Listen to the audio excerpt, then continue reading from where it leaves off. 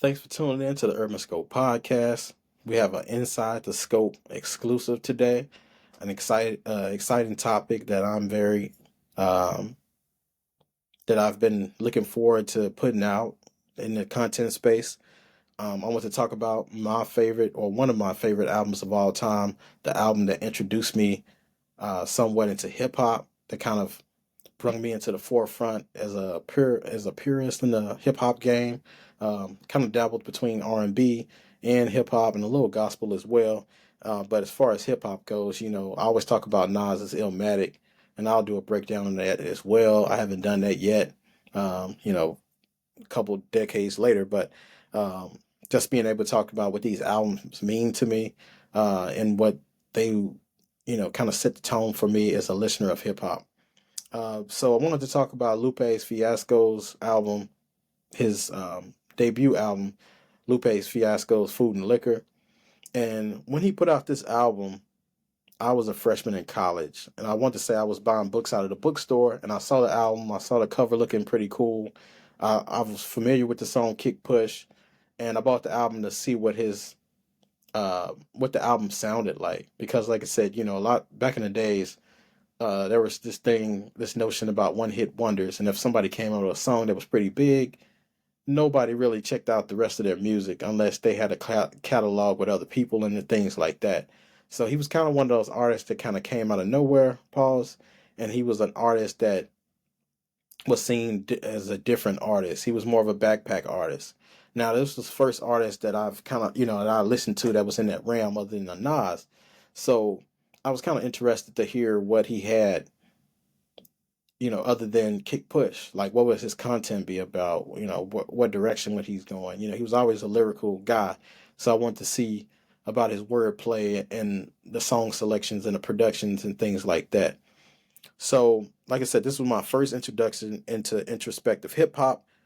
Previously I was listening to a lot of gangster rap. Coming out of Memphis, I was listening to 3 6. I was a big fan of Cash Money and No Limit during that New Orleans era back in the late '90s, early 2000s. They had a lot of music that I listened to. But another album that I listened to around this time was Common's B album, which was produced by Kanye West mostly, and it was a different change up from Common. Like I said, he had different producers back in the day, but this was his, so to speak, resurrection back into hip hop, being reintroduced into hip hop, and this was probably his most successful album, sales wise, not lyrically, because like I said, that's hard to pinpoint, but from a sales perspective, this was his highest selling album. So, but nevertheless, Lupe Fiasco's Food and Liquor album taught me so many different things about what is hip hop. This album really, other than Nas's Illmatic, of course, but this album taught me about there's more than hip hop than just the gangster side of it, the street side of it. It also taught me about, you know, that hip hop can be without the misogyny. It can be without the violence. It can be without the negativity. It can be positive. It can be inquisitive. It can be glass half full and not glass half empty. It can uplift you and it can bring you hope. And Lupe did had a lot of aspects of that in his album. Now he had other aspects of it too, but this album was mostly about uplifting people. So when he talked about the title "Food and Liquor," it's what you think. It's not what you think it is. So it was saying the good and the bad. So the food is the good and the bad is the liquor. And from him, he's of the Islamic faith, so alcohol is prohibited.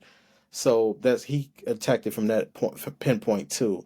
And a lot of his Islamic faith practices and what he felt from an Islamic standpoint um, were incorporated in this album. He had a song called American Terrorist talking about, post 9/11, there were a lot of discriminatory practices towards Muslims and people of the Islamic faith. So he talked about that and he brought a different perspective that people probably didn't think about prior to listening to this album, or just if you're not of the Islamic faith, you're not going to think about it as much. But listening to this album, I was able to understand the principles that he set forth in this album.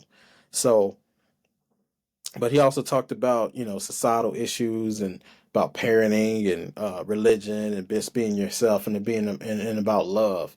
So one of his best songs, or one of his hit songs on this album was called Sunshine, um, which he talked about, his love for a woman and things like that. So he had the different elements in there. He had a couple songs that were considered kind of gangster songs, but for the most part, it was backpack rap at its finest. And being a fan of hip hop, this kind of set the trend for me. I always look for artists similar to him going forward. Um, but like I said, the album was released in 2006, I believe, and this was the 2006 version of a Illmatic to me. Just the elements brung into it, the production. He had production from Pharrell, a lot of production from Soundtrack, which is his main producing guy back then. I'm not sure if it is now, but the album for me was one of my favorite of all time. It's definitely in my top five. But me being a lyrical guy, I look for a lot of lyricism instead of production. I really don't care about the production as much if the lyrics, because sometimes production drowns out the lyrics. Now, Kendrick Lamar's GNX album, like it was a perfect marriage of that. But sometimes you'll listen to a song and the production's so good you don't even think about the lyrics. Um, I try to stay away from those songs unless except they're when they're party songs and things like that. But for the most part, I like songs like off the Food and Liquor album and like a Nas's Illmatic. Even Jay Z's Reasonable Doubt has elements of that as well. Um, but this was a very influential album for me. This album started me out on skateboarding when I was in college before I broke my ankle. I got back on a couple more times, but I really didn't pursue it as much.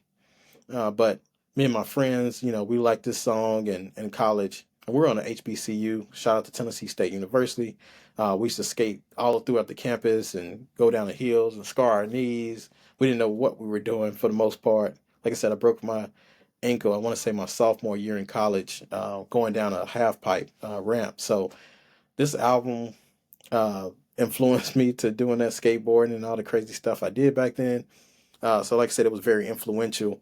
And then also, I just realized that the album had poetry readings from um, Lupe's older sister, Aisha, on this. And I didn't realize that was his sister. She on a couple of albums doing poetry, and I didn't realize. I thought it was just some random woman that he knew from the label or someone he was affiliated with. But it was his older sister who was doing his poetry, very beautiful words that she spoke throughout these albums. I believe it's the first two albums that she did. But the song Gotcha, which was produced by Pharrell Williams, was a very good song and it was lyrical. It was very catchy. It was one of the singles after Kick Push. I want to say it was the second single after Kick Push was released. But this album to me was perfect. Like I said, it's in my top five all time of rap albums. And if you haven't heard the album, you're doing yourself a disservice if you haven't heard it, but please check it out. One of the best hip hop albums of all time, in my opinion. Like I said, coming from Chicago, he came from a lot of gangster rap as well, but they started getting you started getting the Commons and a lot of they had a lot of their affiliations with New York rappers such as Mos Def and Talib Kweli. So like I said, if you haven't heard the album, check it out. I'm very excited about this album to this day. I think I'm going to go buy the physical CD again. Um, it's been over 10 years since this album was released, but if you haven't heard, check it out. And thanks for tuning in to this Inside the Scope exclusive. And until next time, I'll see you next time.